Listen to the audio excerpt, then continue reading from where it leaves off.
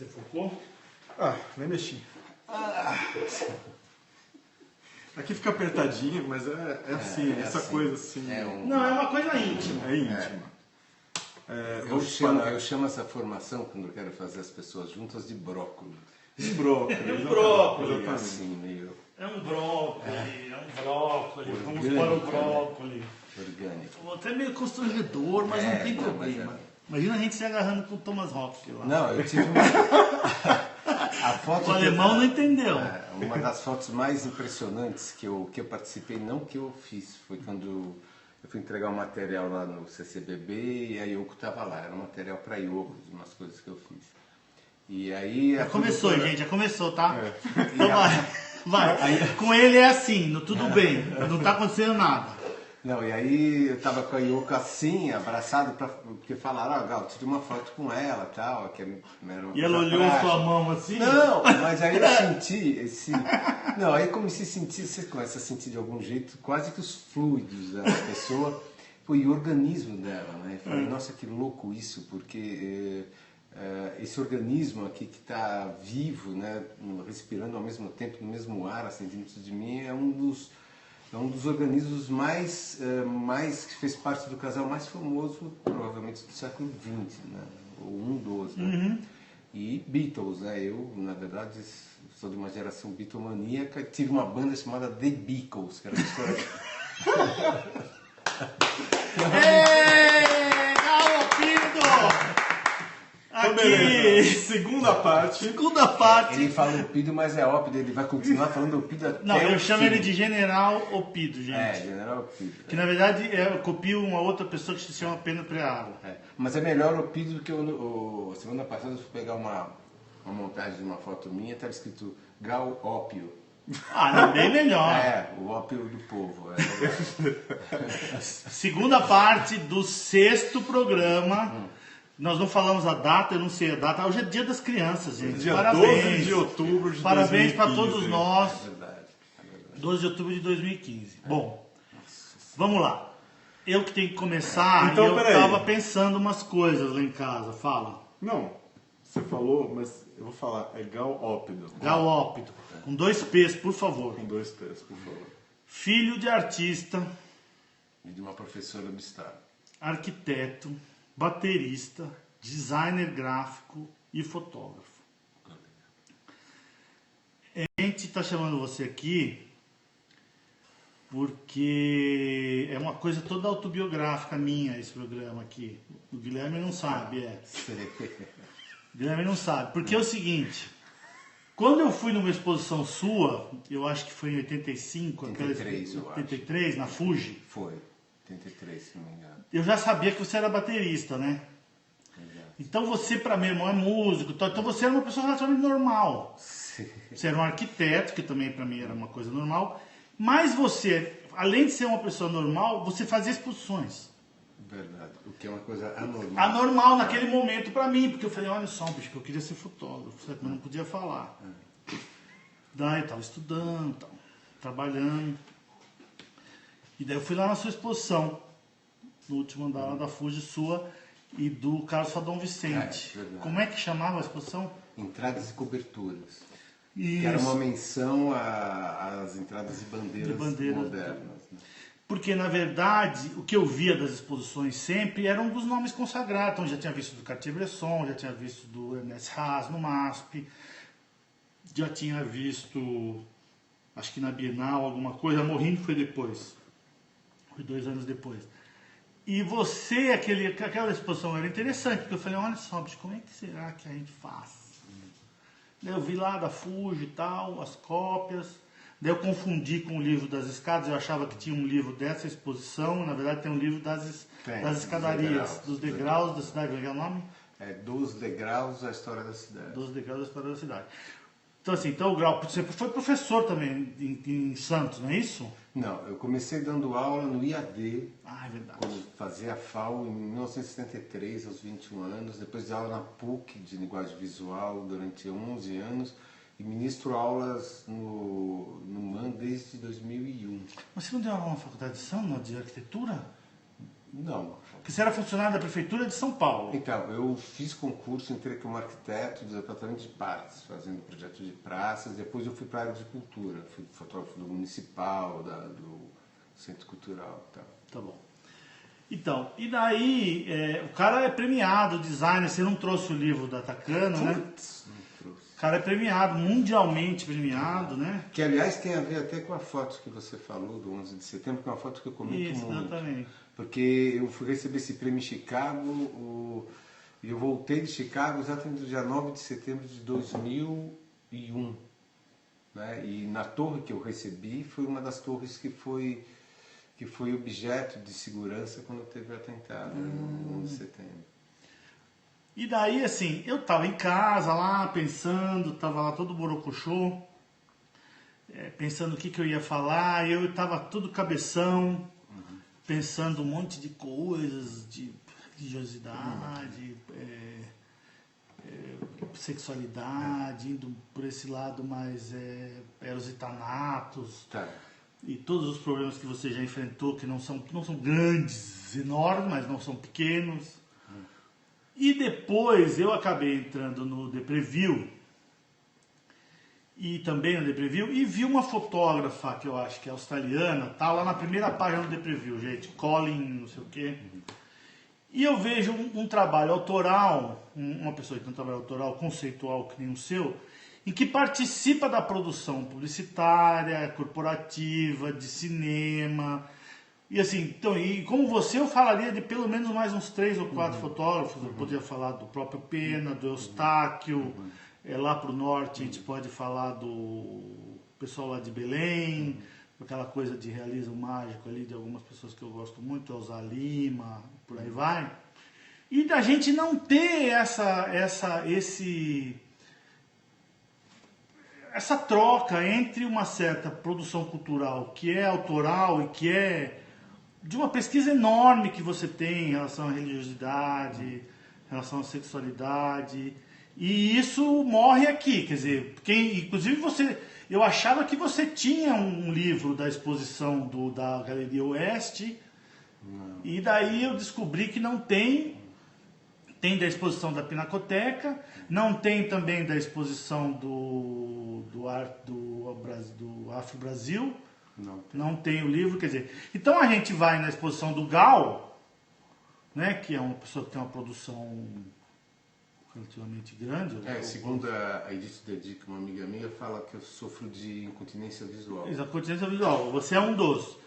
E que mais tem esse problema. E a gente, se não corre para a exposição do Gal, você não vê o trabalho. E isso é uma coisa que eu falei, olha, isso é mais interessante da gente conversar primeiro, a gente pode voltar para a questão de uma certa brasilidade que eu vejo no seu trabalho, da pesquisa que você tem, que eu acho interessantíssimo, tem uma contemporaneidade muito forte. Ih, gente, caiu a luz. Mas eu achava legal a gente começar, não precisa reclamar, eu acho, mas a gente percebe que existe muito pouco. Vamos falar nas pessoas outras que são ultra famosas, por exemplo, o próprio Mário Cravo, o próprio Miguel, né? Ou podemos falar no Vic Muniz, a gente não vê também, né? Quer dizer, trabalhos extrapolando, quer dizer, porque a gente precisaria desse trabalho comissionado em determinada medida, já que a gente não tem um mercado de arte forte para fotografia, tá melhorando, tal, mas é pequeno, é pouco, para financiar a produção autoral, quer dizer, é assim que fecharia essa corrente. A gente não tem. Então a gente tem. Eu queria saber assim, você já foi procurado, você já viu o seu trabalho ser copiado em publicidade ou como referenciado, como uma história que eu contei para você que eu não posso contar aqui agora, e você já viu isso? Eu já vi assim, mas eu na verdade eu tenho essa coisa meio compulsiva. Eu vou tentar ser o mais sintético possível. Por exemplo, tem um violinista muito famoso, que é Isaac Stern, que ele falava: ainda bem que pagam para a gente tocar, senão se não pagasse a gente morrer de fome. Não, tocaria do mesmo jeito. Não, mas e para mim é muito isso, assim, na verdade para mim é uma coisa compulsiva. eu só quero falar, a origem do meu trabalho, hoje eu tenho bem nítido. Na verdade, a origem do meu trabalho, é que todo o meu trabalho está baseado na relação do homem e a matéria, como o homem processa a matéria.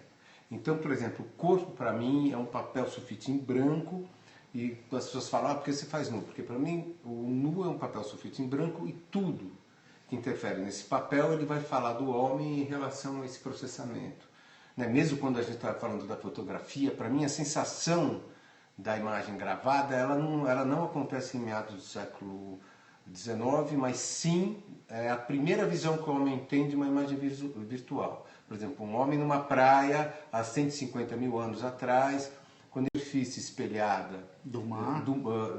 da beira, né? Ele está vendo uma imagem virtual, ele tem a sensação de uma outra imagem. Ele sabe que aquilo é um reflexo. Ele sabe que aquilo guarda uma verossimilhança muito grande com aquilo que ele está vendo, muito maior do que a fotografia, o processo de gravação de imagem que se tem no meados do século XIX. Porque você tem, por uma incapacidade tecnológica, a fotografia é acromática. Quando naquele momento a pintura estava muito à frente da fotografia, porque os pintores figurativos do século XIX conseguiam reproduzir qualquer imagem tridimensional, fazer essa transferência para um plano bidimensional com muita verossimilhança. E cromática, a fotografia, tecnologicamente, a gente teve uma incapacidade que começou a se resolver em meados do século XX e com acesso popular a partir da década de 70 e 80. Né? Então, essa para mim realmente é uma coisa que me incomoda um pouco, porque eu acho que uma coisa é a sensação da imagem virtualizada, que ela nasce com um aparelho óptico do ser humano e com esse ser humano já no formato de compreensão, de intelecção, entendeu? Eu tenho até, e para mim, voltando à coisa da matéria, sempre, por exemplo, tudo começou, eu sempre quando eu vou no Ipiranga, que foi o bairro que eu nasci, tem uma calçada que é exatamente igual a casa onde eu nasci, está lá, e eu passava de carrinho de rolemã e tinha uma certa elevação, e nas juntas, né, de cimento da calçada eu vi alguns pequenos vegetais, microvegetais, e aquilo sempre de uma certa maneira me intrigou.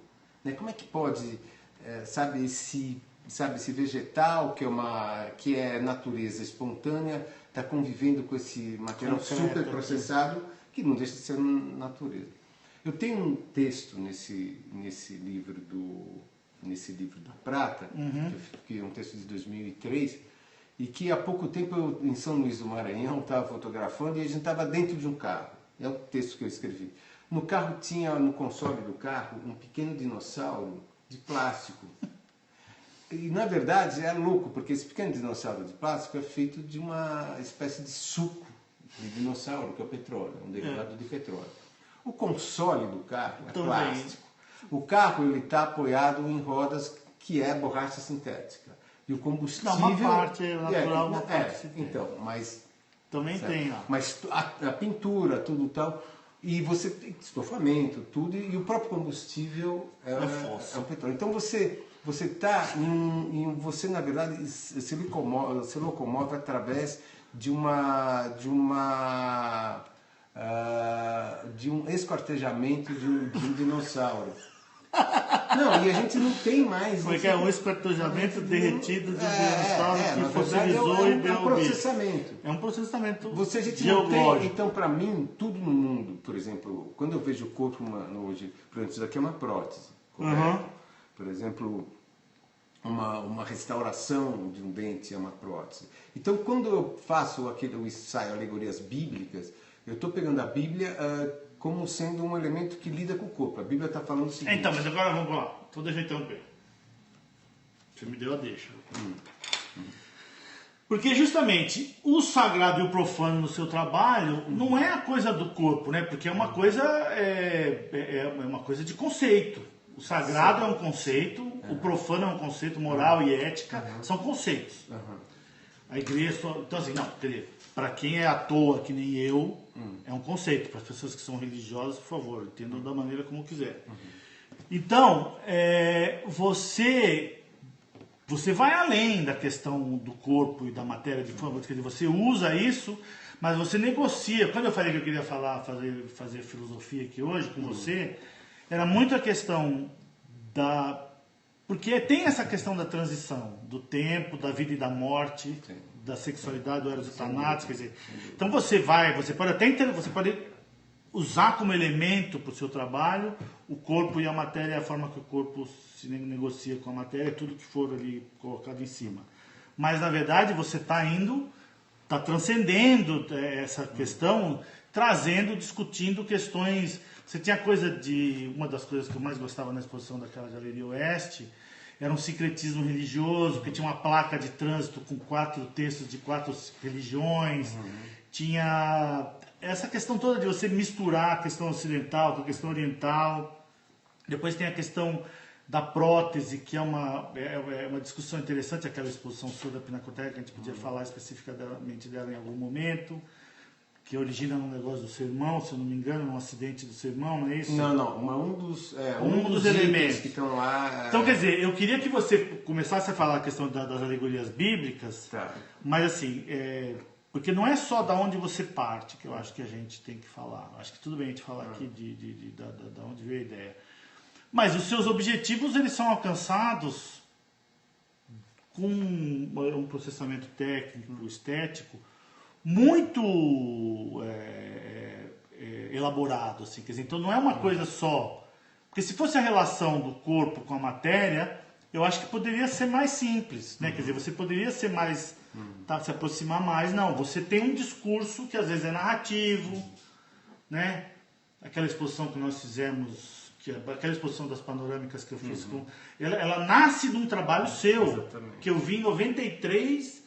E nós fomos fazer a exposição em 2006. E a sua exposição, as suas fotos eram o centro da exposição, com os bailarinos. Quer dizer, então não é só a questão... porque quando você fala que é matéria, o corpo é a matéria, eu acho que a gente tem que introduzir a questão do conceito aí, que vai além. Eu acho que isso é a matéria-prima com o que você trabalha. Mas eu acho que a questão, principalmente da religiosidade e da sexualidade no seu trabalho, eu acho a forma como você trabalha com a questão sexual de uma doçura incrível. Eu fiz questão de botar aquela foto da mulher com o buquê enfiado na periquita, porque eu acho aquilo maravilhoso. Eu vejo aquilo com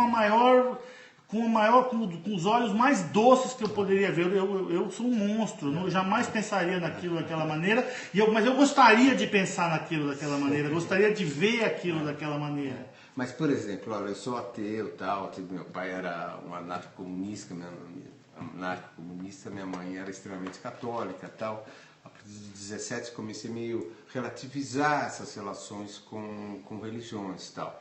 Mas, por exemplo, só tentando sintetizar, se é que é possível, por exemplo, eu tenho 6 ensaios, por exemplo, eu tenho Vestes, Luciana e a Lei da Gravidade e Prata sobre Pele, que é uma trilogia. O primeiro fala da relação de você cobrir o corpo, né? E nesse momento você fala das relações morais e tal.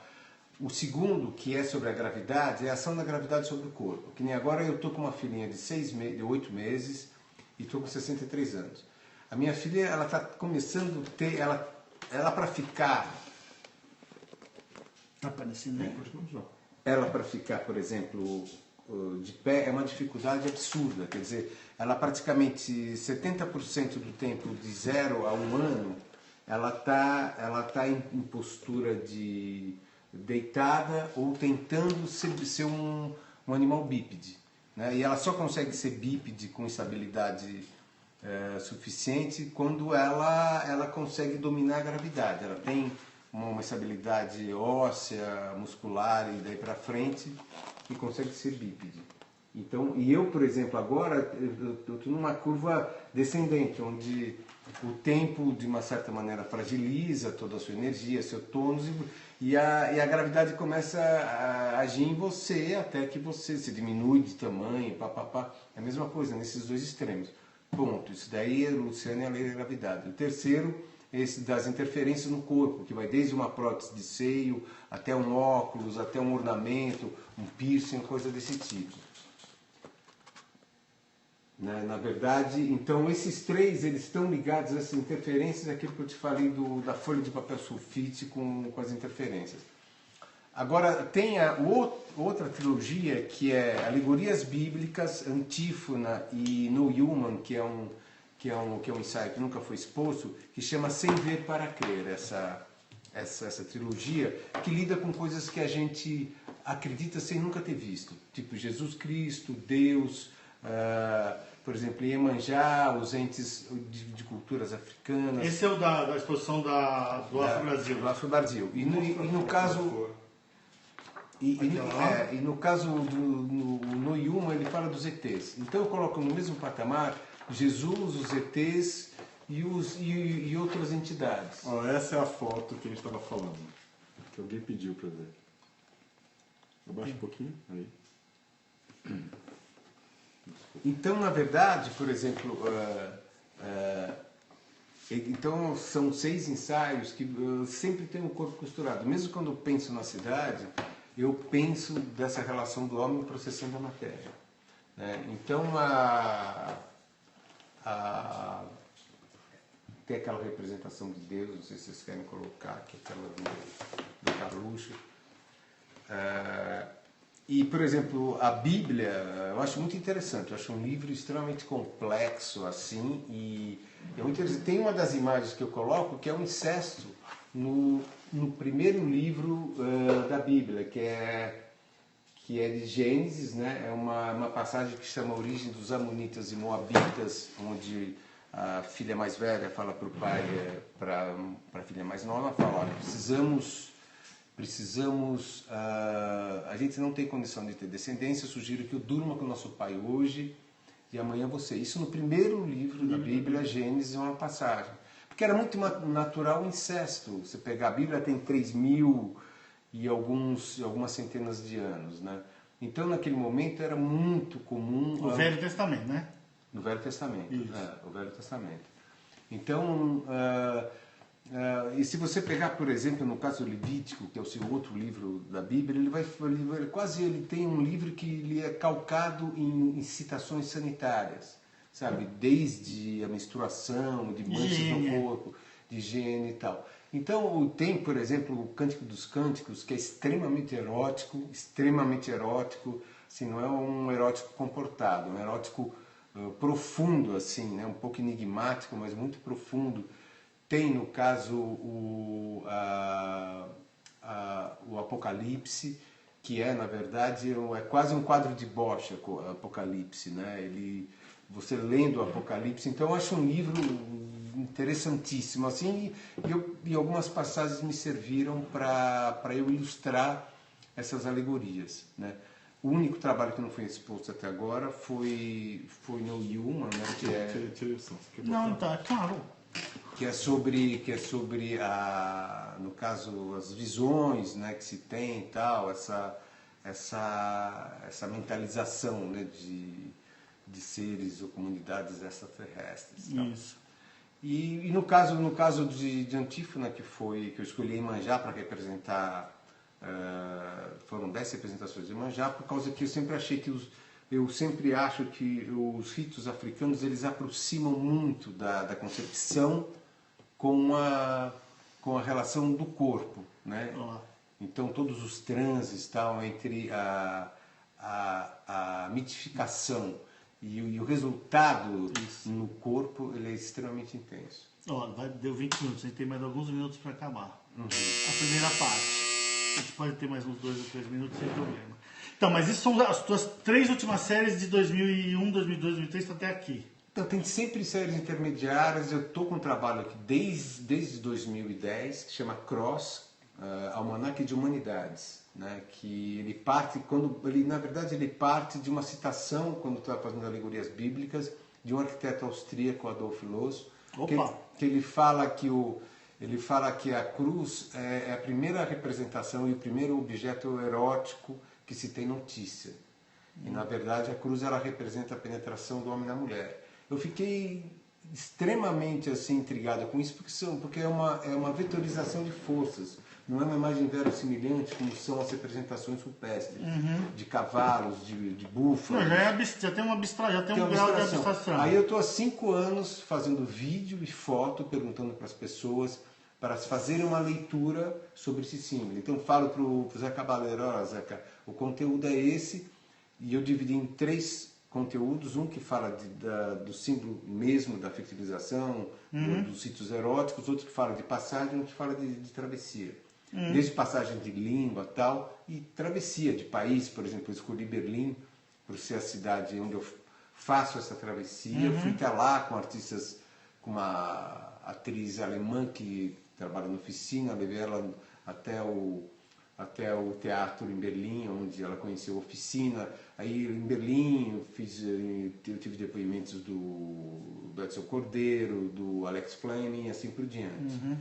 Então tem 5 anos que eu estou fazendo, que é um bloco, assim, é vídeo, é ensaio fotográfico e gravação. Eu tenho 50 músicas gravadas, desde Luiz Tati fazendo para Zélia Duncan, para Nausete, tem as Mercenárias, tem um monte de gente, assim, participando. Terceira parte.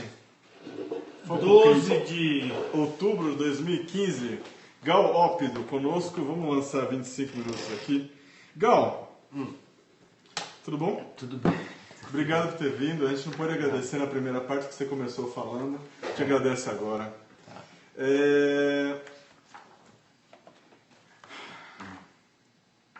Queria falar um pouco sobre retrato e sobre foto de gente, né, de corpo, de rosto. sobre produção mesmo. Sobre produção. Você é um cara que conseguiu no passado conhecer pessoas na rua, conversar com as pessoas e convencer elas a participarem das suas fotos. E você produz tanto uma ficção, uma fantasia que está na sua cabeça, como você produz retratos também. Eu queria falar desse superpoder de envolver as pessoas e trazê-las para o seu trabalho e do poder de deixar a pessoa relaxada, tranquila, fazer com que ela queira participar do retrato. Como é que você vai de uma coisa para outra, se isso tem diferença? Eu queria que você falasse um pouco disso, de como é lidar com as pessoas. Olha, por exemplo, eu fiz a minha primeira exposição que teve matéria, assim, inclusive foi uma matéria bem interessante, não sei se foi do Oney Cruz, no JT, foi perfeita, porque ela focou assim, exatamente no objeto assim, que eu estava tentando colocar. O único problema da matéria é que me chamou a fotógrafa Gal Ópido. Eu não tive nenhum problema, assim, porque o meu nome já vem de um professor, já vem um apelido que eu mesmo me coloquei, assim, quando um professor do cursinho me chamou, falou, e o Caetano Veloso aí, entendeu? Eu falei, Caetano não, meu nome é Gal, que era a época meu nome é Gal, que a Gal cantava.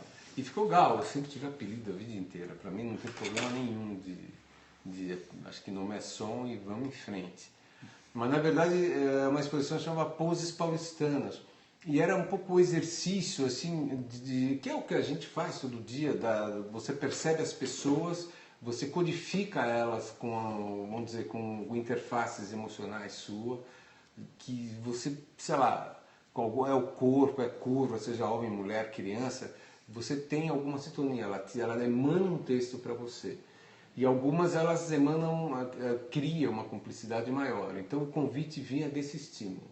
Então eram pessoas que transitavam pelo centro da cidade, algumas proximidades assim. Então chamava Poses Paulistanas. Eu queria que elas pousassem, não queria que elas, em nenhum momento, que elas fizessem que fosse uma atitude espontânea. Eu acho que posar, você tem a espontaneidade da pose, né?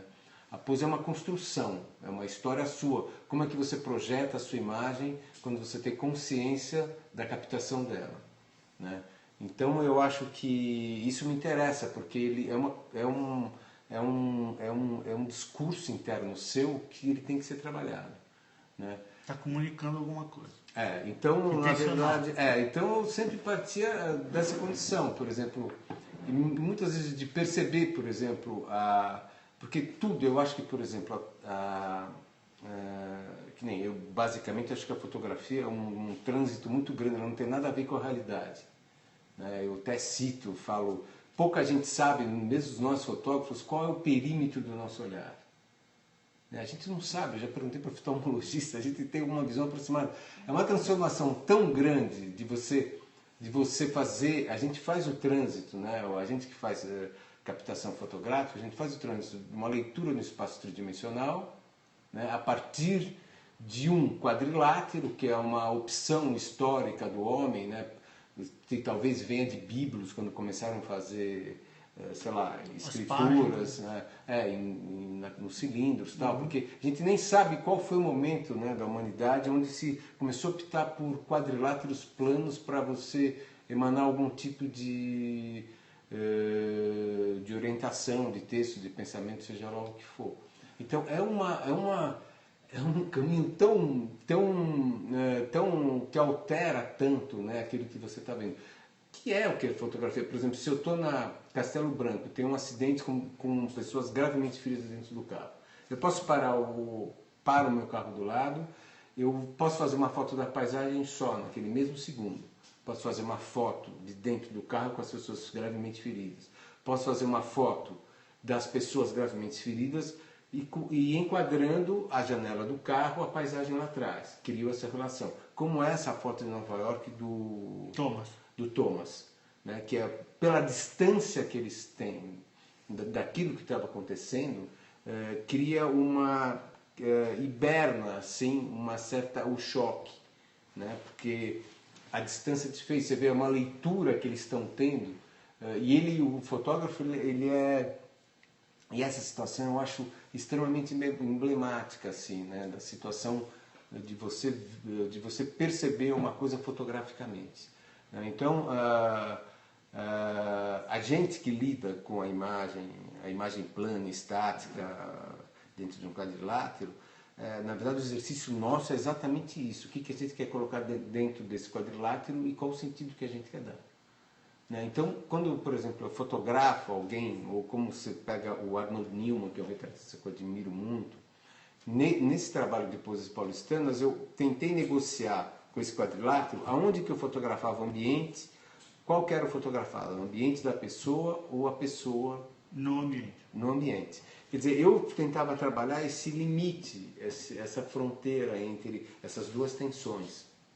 Né? Sobre o que seria mais importante na imagem? Seria o ambiente ou a pessoa? Não, para mim era meio a meio. Eu Você queria que tivesse você queria que fosse dividido. Eu queria que, quando eu falo de poses paulistanas, era aquela pessoa que naquele momento é paulistana e o espaço dela. Né? Tem muito disso nesse trabalho do Índio Oculto na Tábua Urbana, é isso. O do Carluxo, do Cada Centímetro, é isso. Vocês vão ver. Tem muita similaridade. Vamos falar da construção do Índio Oculto na Tábua Urbana, que eu acho que é emblemático de um processo de construção de conceito. E é um trabalho já bastante antigo. Tem 98 mas é bem anterior. Eu acho que é mais para lá. Vai mais para lá, Guilherme? Esse é um trabalho enorme e tem ampliação e contato aí, gente. Então tem os filmes inteiros ali, contato e ampliação. E isso foi você já viu isso aqui, né, Guilherme? Já. Então, esse trabalho eu só vou tentar colocar, na verdade, eu até me lembro que eu tinha conversado com o Zé de Boni, falar, pô Zé, eu queria ver se da possibilidade de juntar, que na verdade eu vim do desenho, né? A minha relação com a imagem, ela vem do desenho. Ah, só uma coisa, na exposição da Morin de 85, é o mesmo filme, a mesma película, o mesmo tamanho, as fotos dos índios por transparência na exposição dela na Bienal. Ah, é? É, por transparência. Você lembra dessa exposição gigante dela? Eu sei dele impresso, mas eu não cheguei Então, ele era transparente, com canhões de luz, mas era preto, não tinha projeção. E esses aqui também são transparentes, aqui eram uns slides gigantes, né? Era tudo meio misturado. Na verdade, ele fala... Fala do conceito O primeiro. conceito é o seguinte, na verdade o nome do ensaio ficou o Índio Oculto na Tábua Urbana.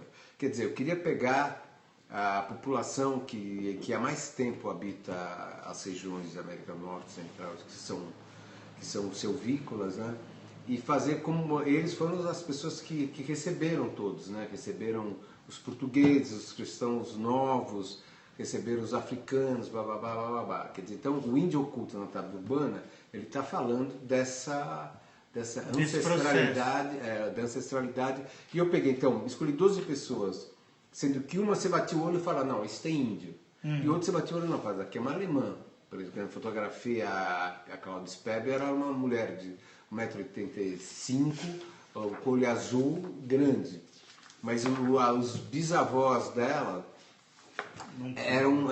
tinha uma das tri-bisavós dela era índia, né? Então até chegar num outro então tinha grandes, então para mim me interessavam pessoas que tivessem ligadas a ofícios que eram necessários o tempo inteiro fazer uma leitura do mundo, do meio que elas estavam vivendo. Então, maquiador, artista plástico, Chico César, um cantor, blá, blá, blá, que são, o próprio ofício modelo. exige que eles tenham uma leitura extremamente contemporânea do meio que eles estão. Ponto. Paralelamente, eu sempre acho que, no caso, a linguagem e a técnica é conteúdo, como o Gui, com relação aos trabalhos dele, a própria maneira que você constrói o trabalho, a superfície que você usa, quando você lida com as soluções técnicas, ela é conceito também. Então, o conceito de um ensaio, ele mistura tudo, né? Ele mistura o equipamento que você usou, lente, com as relações textuais, verbais que você tem, né? Esse trabalho era um desafio para mim, porque eu falava, Zé, eu gostaria de me aproximar, eu já tinha feito taxidermia, segundo aquele trabalho, eu queria aproximar a minha atitude do desenhar com a atitude de fotografar. E para mim isso significava ter um negativo numa escala de uma tela. Claro, porque tinha o quê? 1 por 1,5 essas fotos? É de 1 por 1,60. 1 por 1,60.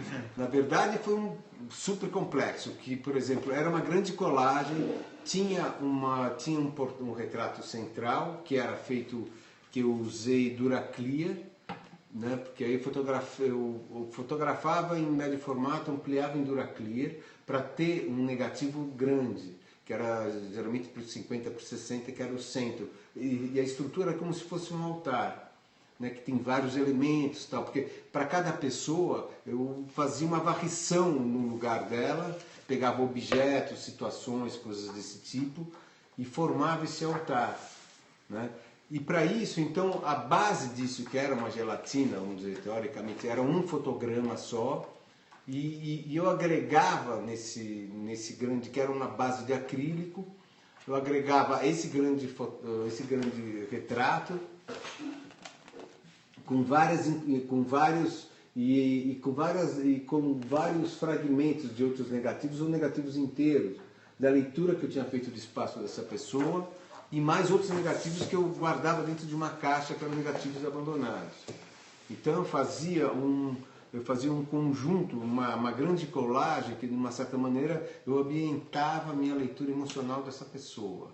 Né? Então, e para isso, então, no final eu construía dentro dessa peça de acrílico de 1 por 1,60, que era o meu fotograma. Então, a pessoa estava quase no tamanho. Era exatamente, era quase. Não, era porque aí a impressão disso era por contato. Era fixado fixado papel fotográfico na parede, eu ia com o negativo, com essa, que era uma chapa, na verdade. O Duraclear é um dos elementos dentro. É um pedaço. Esse negativo era formado por vários negativos, o principal era do Duraclear. Tá. E fazia esse papel fixado na parede, vinha com aquele como uma prova, um contato. E aí um grande projetor, que no caso o laboratório tinha na época, que era um Durst que deslizava de trilho horizontal e projetava a luz simplesmente, como se fosse um grande contato. Mas a construção desse negativo era uma ação manual, como se fosse um desenho, entendeu? Então, na verdade, eu fui cruzando toda essa coisa da descendência, do mix entre as ocupações brasileiras pelos humanos e tal, e ao mesmo tempo uma solução em termos de linguagem física fotográfica que de uma certa maneira reproduzisse isso. Tá. Daí eu queria falar, então nós estamos falando de uma exposição que foi no Itaú, né? Foi no Itaú. No Centro... Como é que chama? No Instituto Cultural Instituto Itaú, Cultural Itaú. que foi para depois representar o Brasil dentro de uma... Eu lembro. Eu acho que em Wolfsburg, junto com uma coletiva de fotografia brasileira. Do Rubens. O retrato do Rubens Fernandes. Tem até um livro bacana, verdinho aqui. E a inauguração do museu, eu acho, hein? Em Wolfsburg, E eu esqueci o nome, identidade... Vertigem, eu acho que é uma coisa assim. Puta, vê que é bruta. Bom, daí tem a exposição da Pinacoteca. Eu queria que a gente pulasse para a exposição do... Porque tem uma exposição nova agora até o final do ano, não é isso? No comecinho do ano. No comecinho do ano que vem. Então a gente de repente volta depois que você fizer a exposição lá para falar dela. Porque eu queria falar da exposição do Afro Brasil, mas eu queria passar primeiro na exposição da Prata. Porque eu acho que é uma transição, apesar de se tratar elas como trípticos aí, como trilogias, eu acho aquela exposição meio emblemática num sentido assim, da forma como você passou a usar o espaço, de dominar. Eu não sei se a gente tem mais condição agora do que tinha antigamente, então tinha uma simplificação cenográfica que hoje você pode mexer mais. E você, para mim, deu a primeira estocada,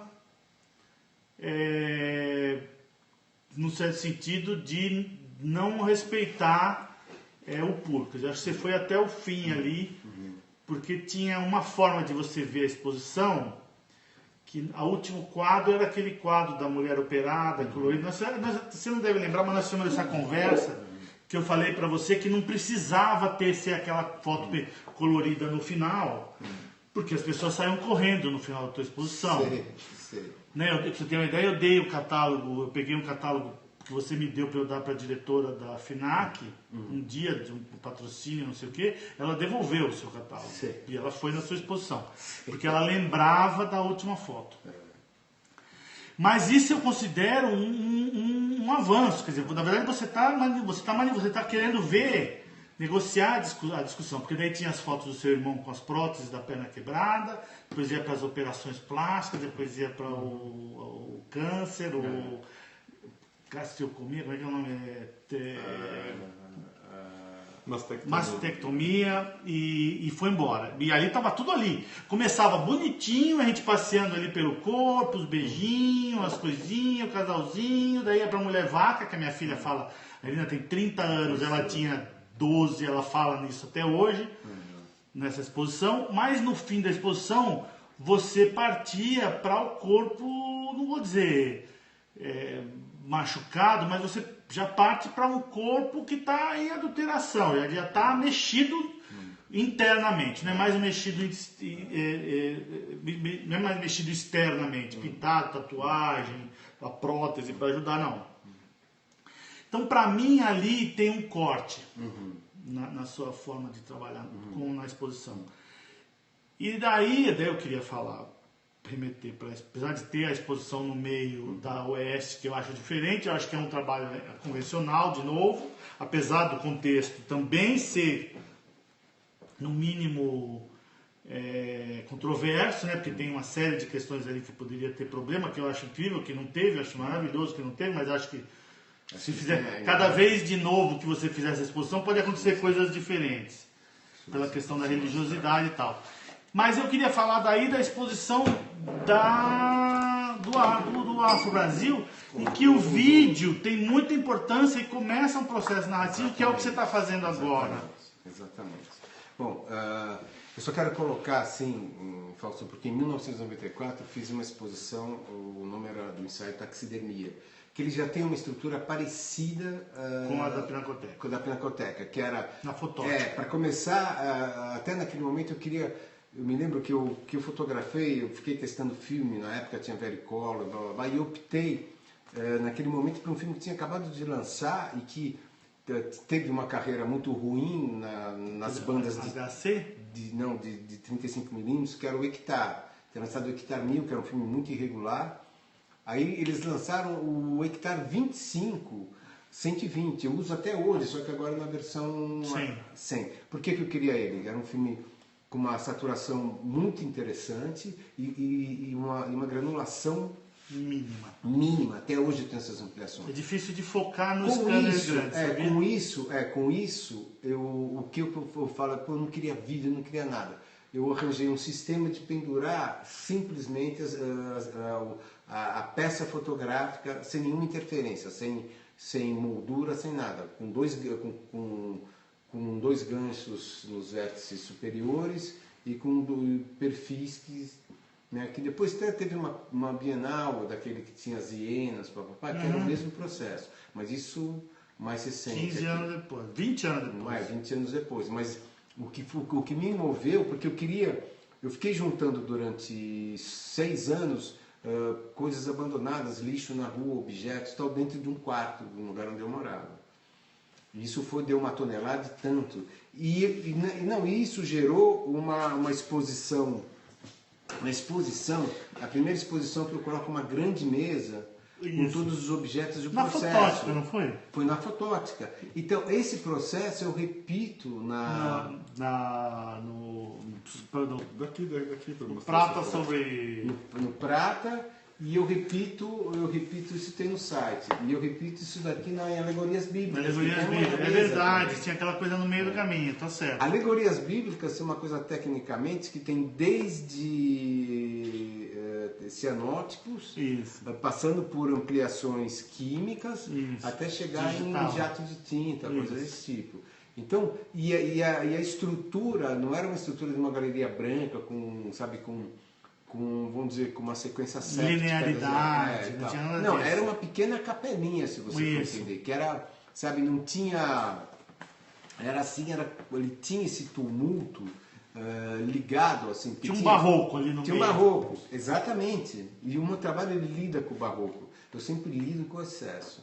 Né? E se você for pensar, você tinha, por exemplo, impressão em MDF, você tinha impressão em vidro, você tinha a Halter com textos em hebraicos, em baixo relevo, em latão. Você tinha, na verdade... Você tinha uma escotilha, que era maravilhoso, né? É esse daí, que foi construído. Na verdade... Uma escotilha em latão, é isso? Na verdade, eu sempre discuto, assim... Por exemplo, eu já abri aquele livro da Ana Magalhães, né, lá do Rio, que era da Funarte, que é sobre fotografia construída, que a parte de fotografia construída abre com uma imagem minha, logo depois vem a do Vic Muniz, né, que lida com... Mas, por exemplo, eu estava mexendo com coisas... O primeiro ensaio foi Objeto Menor Abandonado no MIS. Puta, pode crer. Que era pequeno, que desenvolveu para taxidermia. E por que taxidermia? Porque... Você fez na sala da frente do museu, daquele castanho. Não, até que o Rubens Mano reclamou, porque quando eu fiz essa exposição no Espaço Off, quando abriu na abertura do MIS, eu não fui. Aí o Rubens Mano me ligou e falou: você não vai vir na sua exposição? Eu falei: não, mas eu já tenho feito outra coisa. Ele não se conformava. Eu falei: não, a exposição está aí, eu só não posso ir na minha exposição hoje, né? Mas era... O Delca não vai nas o próprio Prata, a origem do conceito desse ensaio é de meados de 80. Só eu fui encontrar o Hugo Curti, que foi meu aluno no MAN, que fazia peças de bijuteria em prata, e ele topou fazer essa parceria comigo, eu desenhar, projetar as peças e ele executar as peças. É ele, inclusive, com a mulher dele.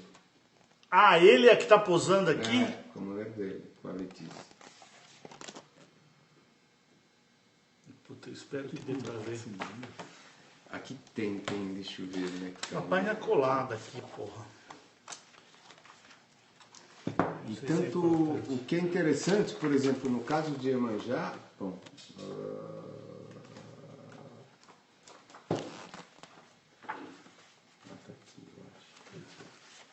não sei se a gente coloca, por exemplo, tem essas imagens. Essa daqui melhor não.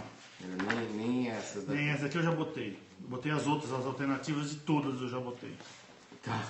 Porque tem aquela representação de Deus, né? Que é essa daqui.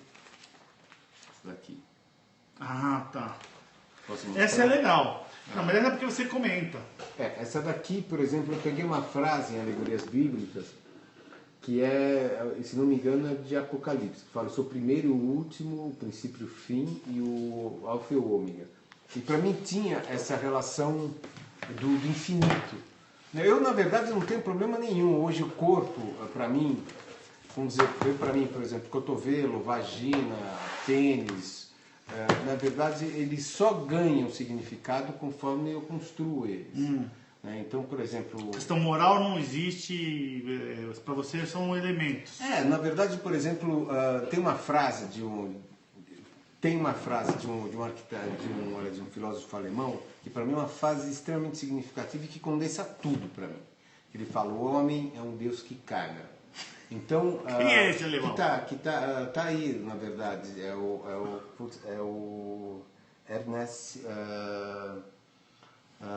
Ernest, eu sempre esqueço o primeiro nome dele, mas na verdade ele tem um livro, né, que fala da Ernest Becker, que fala da negação da morte, e aí tem tem um conjunto de frases que mais ou menos sintetizaram nisso. Porque quando fala o homem é um Deus, ele está falando da capacidade nossa de criar percepções que não existem ou que a gente quer que existam. E quando ele Mais fala, 5 minutos. E quando ele fala que caga, ele joga a gente De no volta. organismo da gente. Tá.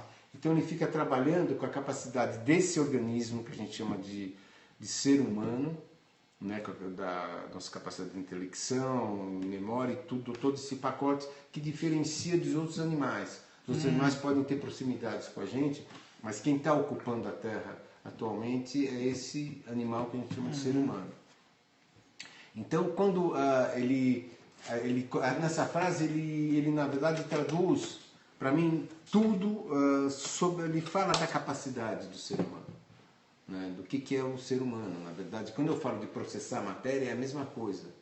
O que deu condição da gente de fazer com que um dinossauro fosse Então, processar a matéria, para mim, eu acho um conceito perfeito.